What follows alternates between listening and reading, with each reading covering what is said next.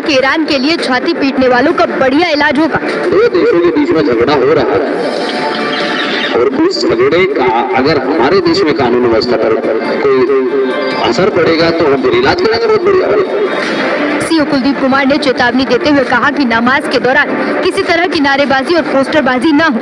किसी नमाज में, अलविदा की नमाज में या जुमे की नमाज में कोई भी किसी प्रकार के किसी देश के विरोध में, किसी के विरोध में कोई स्लोगन, कोई पट्टी, कोई नारा ये नहीं होना चाहिए। सीओ कुलदीप कुमार ने ये भी साफ किया कि मस्जिदों के बाहर सड़क पर नमाज पढ़ने की अनुमति नहीं दी जाएगी।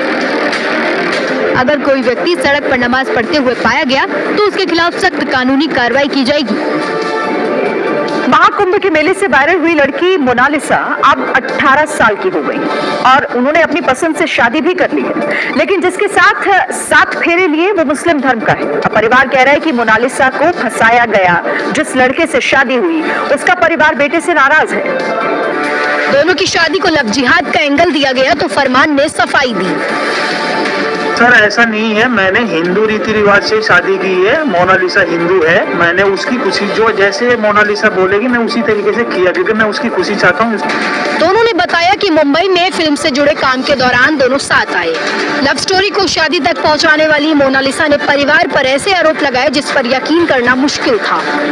मेरे मम्मी पापा घर पे मेरी दूसरे से शादी करवाना चाहते थे, तो मुझे वो लड़का अच्छा नहीं लगा। बुआ का लड़का था, क्योंकि बुआ के लड़के से मैं शादी करूंगी तो मेरा भाई लगा। उधर मध्य प्रदेश के खरगोन में बैठा मोनालिसा का परिवार बेटी को फंसाने की बात कर रहा है।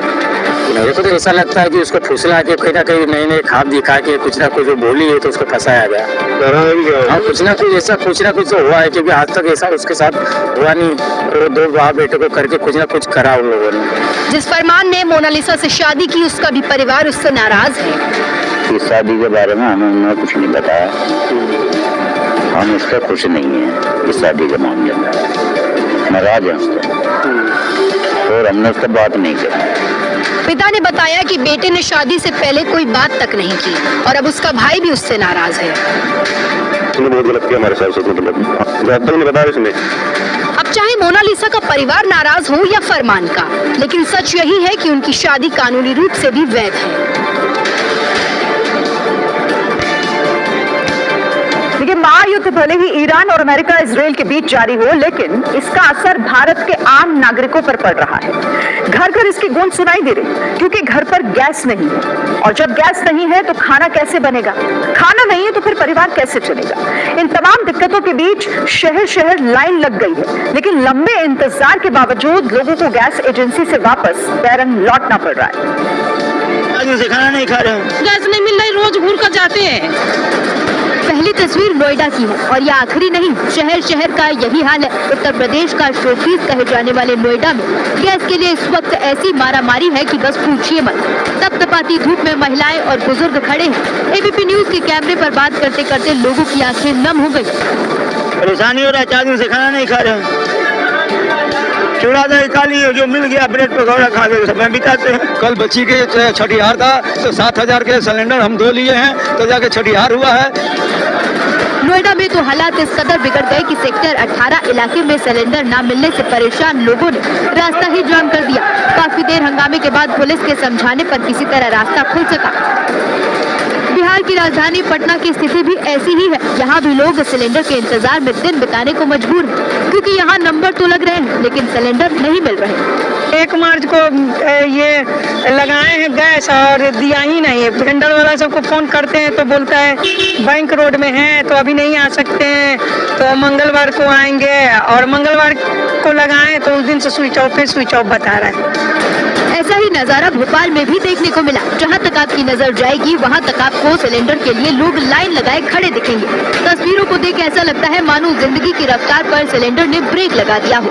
काम धंधा छोड़ लोग गैस के लिए जद्दोजहद करते दिखाई दिए। लखनऊ में भी हालात पटना, भोपाल, नोएडा जैसे ही हैं। लाइन में लगे थके लोगों ने इंतजार में सिलेंडर को ही कुर्सी बना लिया और अपनी बारी का इंतजार करते दिखाई दिए।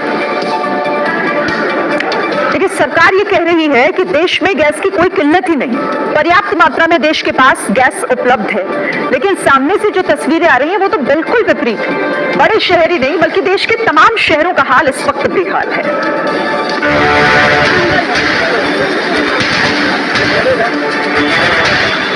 गैस की किल्लत की खबर आग की तरफ शहर शहर फैल गई है और इसका फायदा उठाने के लिए कई लोगों ने कालाबाजारी ही शुरू कर दी। मध्य प्रदेश के छतरपुर में पुलिस ने रिटायर्ड शिक्षक के घर छापा मारा तो वहां 25 सिलेंडर का भंडार मिला। इसी तरह का मामला उत्तर प्रदेश के हापुड़ में भी सामने आया, जहां पुलिस ने सूचना के आधार पर एक घर में छापा मारा तो यहां 2-4 नहीं बल्कि 40 घरेलू सिलेंडर मिले, जिसमें से कुछ भरे हुए तो कुछ खाली। एक तो युद्ध की वजह से सप्लाई चेन टूट गई तो वहीं कालाबाजारी के अवैध धंधे ने त्राहिमाम मचा दिया। जम्मू कश्मीर के सोपोर में भी बाकी जगहों जैसा ही हाल है। यहाँ भी लोगों के पास सिलेंडर के लिए लाइन में लगने के अलावा कोई दूसरा रास्ता शेष नहीं